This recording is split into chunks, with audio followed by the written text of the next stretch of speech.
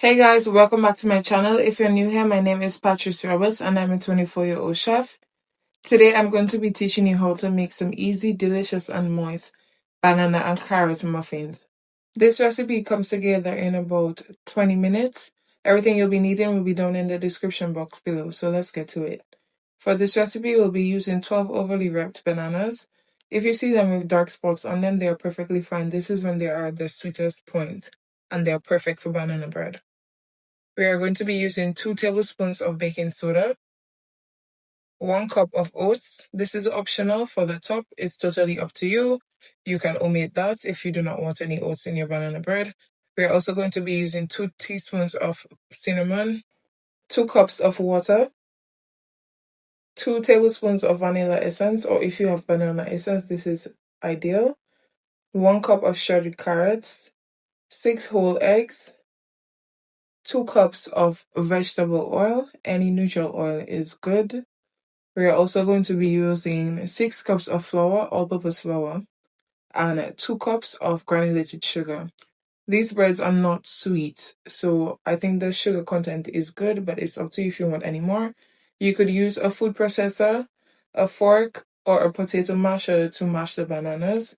It depends on the consistency you want your bananas to be. If you want it very smooth, then use a food processor. If you do not want it so smooth and a bit chunkier, then use a potato masher or a fork. So I'm adding all my bananas to a bowl and then I'm going to mash them. This comes together in about 2 minutes. It is not a hard process, so just mash them until you get the consistency that you want. And then we are going to add all the remaining dry ingredients to the mashed bananas. So that would be the oil, the eggs, the essence, the water. When adding the eggs, I'm going to beat them lightly before adding them to the other wet ingredients, because this makes everything come together much easier. Then we are going to mix this well and set aside. We are then going to mix all our dry ingredients together. When adding the baking soda, make sure that you sieve it properly, because baking soda tend to clump up a bit, especially if the package is already opened and there is any moisture or you just have it out and you do not want to bite on any baking soda particles, because this is not a fun experience. Trust me when I say that. We're going to add the sugar as well and leave the oats for last. We are going to be adding the oats on top the mixture and then put them into the oven. We're adding the carrots here. The carrots would be considered a wet ingredient, but we're adding it now because we want the flour to properly coat the carrots so they do not sink to the bottom and you can get pieces of carrots all over your mixture. We are going to add the wet ingredients to the dry ingredients and mix properly, and then we're going to get to baking. So just mix this until everything is properly combined. You do not want pieces of flour in your mixture. You want everything to be very seamless and smooth. You want the mixture to be slightly runny, not too dry. This will be the perfect consistency that we're looking for. We're going to do half muffins and half in cakes. This mixture gives you 3,000 grams. We're going to divide this batch by half. So half for the muffins would be 1,500 and half for the cakes. You can get 2 8-inch cakes from half of this batter. You can also make 1 batch of this batter if you just want muffins or if you just want cakes.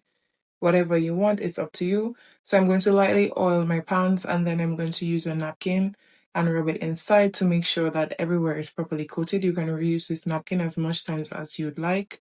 So I'm doing the same for my Pyrex dish and then we're going to put the mixture inside. You can get 20 muffins with this or 2 cakes. Each muffin takes about 1/4 cup of batter. You could use cupcake liners if you want, but I was aiming for more of a rustic look, so I did not use them.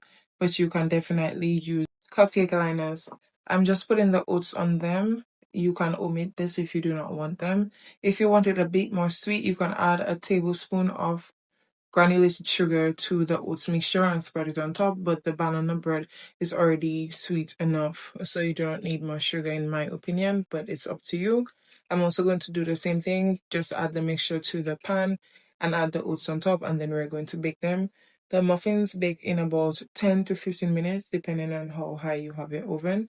I would say set it at 250 degrees and bake it for about 12 minutes, but keep an eye on them. The cakes bake in about 30 minutes. But again, I'll say keep an eye on them and just make sure it is cooked through. This is the end of our video. Thank you so much for watching. If you like what you saw, don't forget to like, share, comment, and subscribe to my YouTube channel. And thank you so much. I'll see you guys in the next one. I hope you enjoyed this recipe, and we have a lot more coming. I'm also going to be showing you how the cakes came out. Thank you. Bye for now, guys.